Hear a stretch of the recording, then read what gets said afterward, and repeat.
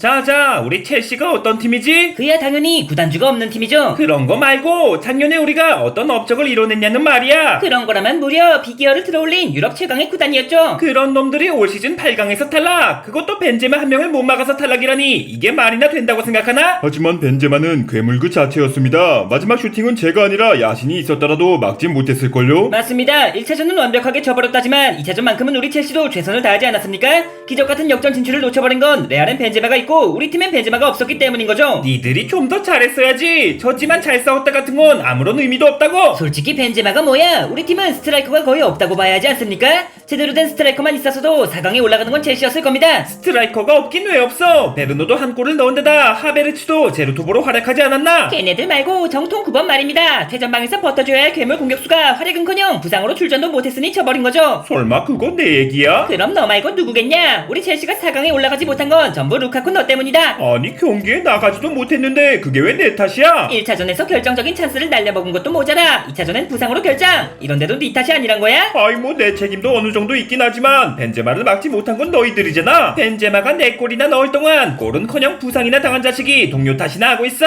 내가 아무리 천재 감독이라 해도 내 녀석을 살리는 건 불가능에 가깝다. 인테르로 돌아가든 새 팀을 알아보든 당장 내 눈앞에서 사라져. 너희들도 들었겠지만 다가오는 7월 13일 한국에서 팀 K리그와의 경기가 있다.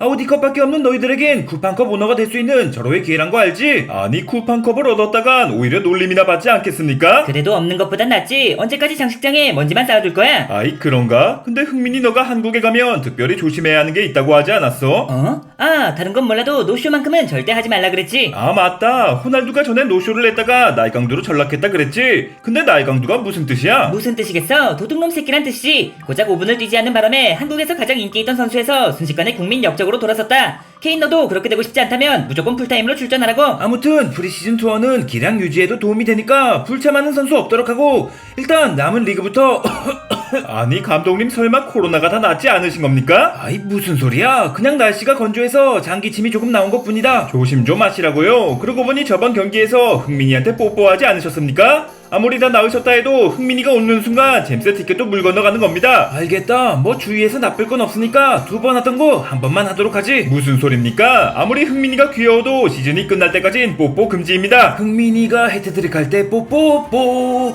콘테가 안아주며 뽀뽀뽀, 다른 건 다 포기해도 이건 포기 못해. 이런 씨발, 솔직히 코로나가 아니라 해도 뽀뽀는 저희들도 부담스럽다고요? 참나, 콤보지의 뽀뽀는 에이스들만 누릴 수 있는 특권인 거 몰라? 아니 루카쿠 너가 여긴 어쩐 일이냐? 아이 그냥 기분도 굴굴하고 해서 콤버지께 인사나 드리러 왔습니다. 라이벌 구단인 첼시 소속인 주제에 콤버지는 무슨 콤버지야? 팀은 비록 다를지언정 나에게 콘테 감독님은 아버지나 다름없다고. 원래 집 나간 아들은 아버지를 아버지라 부르지 못하는 거 몰라? 친한 척하지 말고 콘테 씨라고 부르라고 새끼야.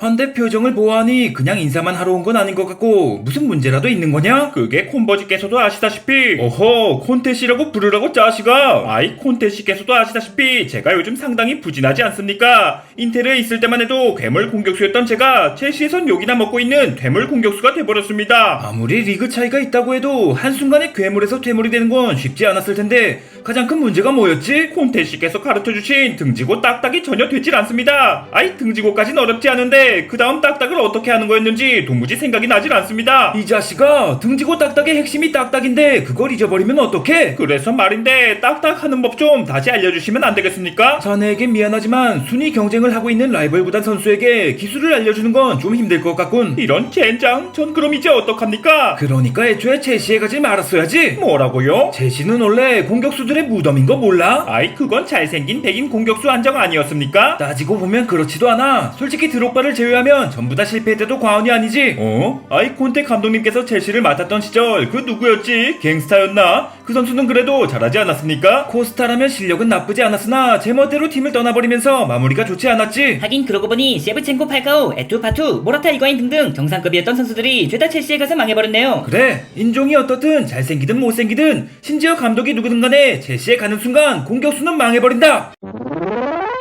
세상에, 그럼 제가 살아나려면 팀을 떠나는 수밖에 없겠군요. 팀을 떠난다고 살아난다는 보장도 없다. 첼시에서 망했던 공격수들이 팀을 떠나 부활한 경우 역시 절반도 채 되지 않거든. 아이, 그럼 어떡합니까? 아직 30도 안 됐는데 은퇴하긴 싫다고요. 하지만 내 밑으로 돌아온다면 높은 확률로 부활할 수 있겠지. 설마 토트넘으로 이적하라는 겁니까? 그래, 토트넘으로 이적한다면 나에게 다시 등지고 딱딱을 배우는 것은 물론 역습이 주무기인 토트넘에서 루카쿠 너가 피지컬로 최전방을 흔들어준다면 흥민이의 침투나 개인의 슈팅 역시 지금보다 많아지겠지. 죄송하지만 저의 슈팅은 많아지지 않을 텐데요. 그게 무슨 소리야? 루카쿠가 합류한다면 전 마음 놓고 떠날 수 있지 않겠습니까? 누가 오든 간에 넌 못 간다고 짜시가. 하다못해 디발라까지 합류한다 해도 루카쿠 개인 투톱에 후방 디발라 그리고 측면에 흥민이와 클루셉스키일 테니. 만수르님한테 카톡 그만 보내고 토트넘에서 우승할 생각이나 하라고. 아무튼 지금의 토트넘이라면 챔스 진출도 유력한 상황이니 저로서도 나쁘지 않겠네요. 하지만 지금 내 녀석의 폼이 형편없으니 회장님께선 절대 큰돈을 쓰지 않으실 거다. 이정료는 물론 주급까지 대폭 삭감할 준비하고 있어. 아이, 이정료는 몰라도 주급은 조금. 그럼 뭐 퇴물로 전락해서 내년에 은퇴하던가. 근데 감독님, 솔직히 이 녀석을 데려올 바에 에릭센을 데려오는 게 낫지 않겠습니까? 루카쿠는 부활을 노려봐야 하지만 에릭센은 이미 부활을 마쳤잖아요. 하긴 에릭센이라면 적응기도 필요 없을 테고 개인이 불매 생활을 줬고 전방에만 집중할 수도 있을 테니까요. 아이, 니들 왜 그래? 내가 주급이라면 얼마든지 삭감할 테니 제발 받아달라고. 역시 영입이란 게 팀 성적이 좋고 봐야 한다니까.